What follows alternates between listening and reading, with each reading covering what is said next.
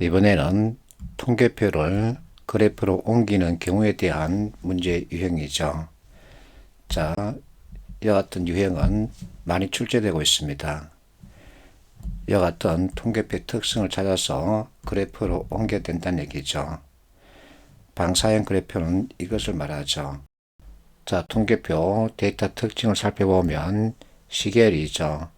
그래서 시계열 같은 경우 1차적으로 꺾은선 그래프를 살펴볼 수 있는데 선택지에 꺾은선이 없습니다. 그러면 2차적으로 막대 그래프를 생각해 볼 수 있죠. 근데 자, 연도별 항목이 6개나 됩니다. 그러면 이처럼 한 연도에 6개를 비교해야 되기 때문에 아주 복잡하죠. 그리고 선택지에 막대 그래프가 없습니다. 그래서 이것은 버려야 되죠. 그렇다면 결국은 방사형 그래프 이렇게 선택할 수 있습니다. 그래서 각 그래프 특징과 활용에 대해서 여러분들이 어느 정도 이해를 하면서 암기할 필요가 있죠. 466번 사인공이 공개한 문제인데 자, 이와 같은 통계표를 주고 있습니다. 기억수치 옳은 것은 뭘까? 자, 이 감소율을 찾으라는 거죠. 쉽게 찾을 수 있습니다. 그리고 두 번째, 자, 그래프로 변환하려고 그런답니다. 차트 종류로 알맞은 것은 무엇일까? 이와 같은 시계를 주고 있죠. 그러면 꺾은선 찾아가면 되죠. 467번, 자, 이와 같은 통계 데이터를 보여주고 있습니다. 자, A 제품, 여기서는 A4죠. 매출 현황, 그러면, 자, 시계열이 있습니다. 선그래프 가져가면 되죠. 두 번째, 자, 매출액 구성 비율을 합니다. 그러면 막대 그래프로 보여주면 비교 관계를 정확하게 나타낼 수 있죠. 세 번째 문제, 이것은 이 데이터를 바탕으로 내가 만들어 봤습니다. 적절하지 않은 것은 1번, 자, 6월, 7월 두 개 월만 본다면 콘의 점유율이 더 높다. 콘 60이고 아이스크림 58이죠. 그래서 맞습니다. 3개월간 평균 점유율 아이스크림 더 높다. 자, 조건이 동일하기 때문에 합계만 내면 되죠. 여기 97이고 여기는 101이죠. 그래서 아이스크림이 더 높죠. 전체적으로 본다면 아이스크림이 콘보다 고른 매출을 보이고 있다. 자, 고른 매출 그러면 범위 그리고 편차 이와 같은 개념 가지고 보면 되죠. 들쭉날쭉하다, 고르다 이 개념을 여기 대입하면 되죠. 자, 아이스크림은 편차가 들쭉날쭉합니다. 그래서 틀렸죠. 답은 3번이죠. 자, 여하튼 행동 방향에 대해서 여러분들이 판단해 보세요. 468번, 자, 이와 같은 통계 데이터 가지고 그래프로 표현할 때 가장 적합한 것은 무엇일까 하고 묻고 있죠.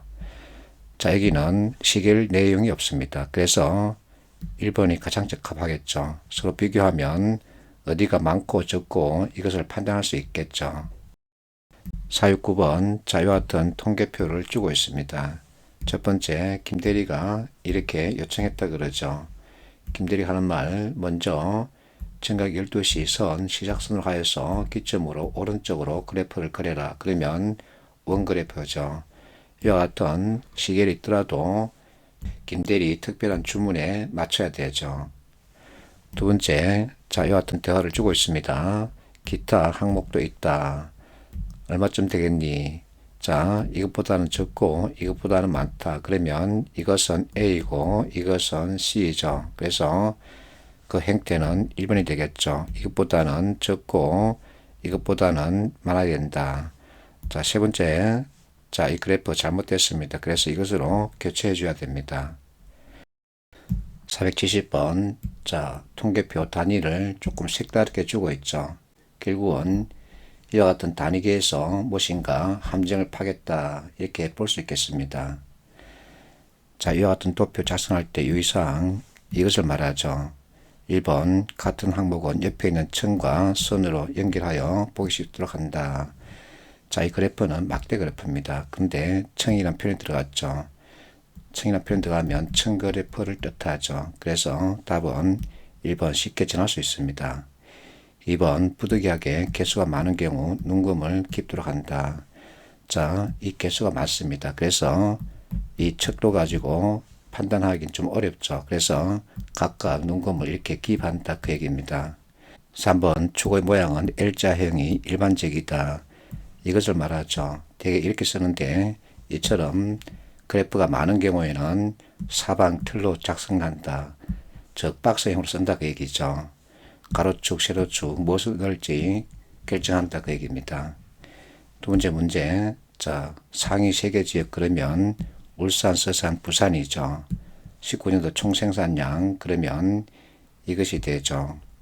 차지하는 비중 결국은 이 3개 합쳐서 이것과의 관계를 보라내겠죠. 쉽게 찾을 수 있죠. 자, 세 번째 문제 조금 자세히 보겠습니다.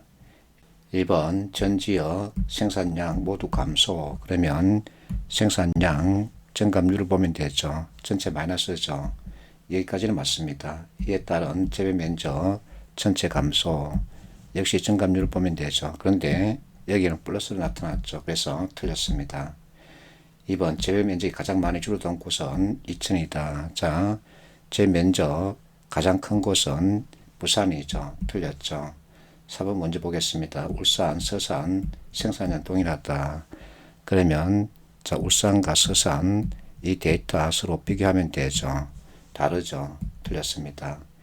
자, 3번이 답인데 원문과 대조해서 보겠습니다. 자, 3번 18년 전국 생산량은 0.1헥타르당 0.65톤이다. 그래서 이 단위를 봐야 되는데 여기는 10회입니다. 그래서 개당 10회 생산량 킬로그램이죠. 자, 이 표를 보고서 이것을 해석할 수 있겠느냐? 해석할 수 없습니다. 그래서 원문을 다시 봤죠. 원문 봤더니 내가 베낀 것이 틀리지 않았습니다. 다시 정답을 봤습니다. 그랬더니 18년 10아르당 생산량은 625kg이다. 자, 이것을 봤다는 얘기입니다. 근데 여기는 10A죠. 여기는 대문자입니다. 그리고 단위가 개당이죠. 이렇게 보라는 얘기입니다. 이와 같은 수능 틀이 문제를 만들었던 겁니다. 그럼 결국은 이 개당이라는 표현 단위당 그리고 자, 단위는 10 소문자로 줘야 되죠. 그래야만 이와 같은 해석이 가능해집니다. 그래서 결국은 이것은 단위계 이것에 대한 이해를 묻고 있는 거죠.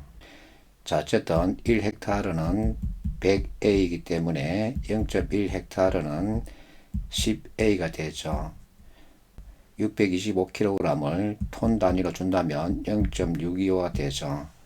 이런 엉터리 개판 문제를 만들어서 여러분들 능력을 평가하겠다는 겁니다.